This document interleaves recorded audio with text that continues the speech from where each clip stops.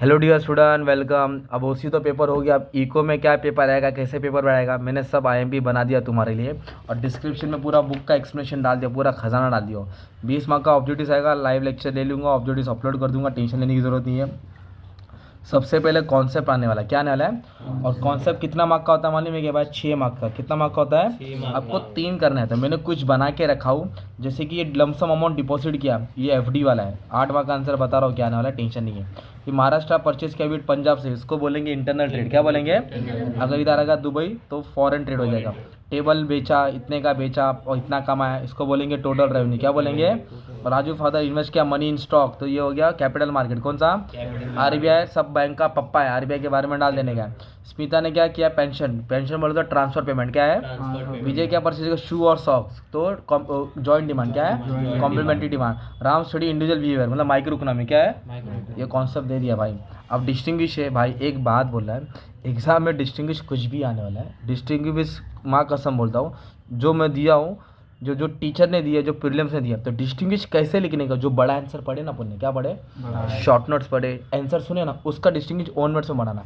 Distinguish ज़्यादा नहीं पढ़ना, ओके? ज़्यादा पढ़ना बाद में फोकस करना। हाँ, ये तुम्हारा शॉर्ट आंसर है।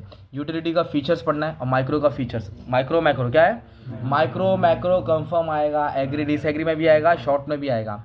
टाइप्स ऑफ डिमांड क्या है? और यूटिलिटी ले लेना। Circular flow of national income है ना, एक जगह से फ्लो होता है, राइट। फिर ये मोनोपोलिस्टिक क्या है? और पीसीएम। बोलो मोनोपोलिस्टिक और पीसीएम। और फिर types of budget, surplus budget, deficit budget है ना।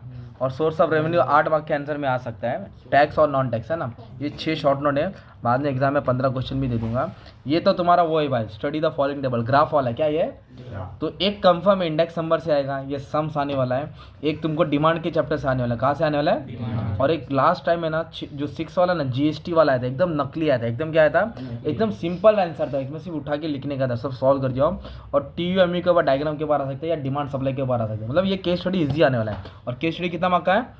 8 मार्क का। अब ये तुम्हारा लॉन्ग आंसर है। क्या भाई? लॉन्ग इलायची जो है यही है। लॉ डिमांड क्या है?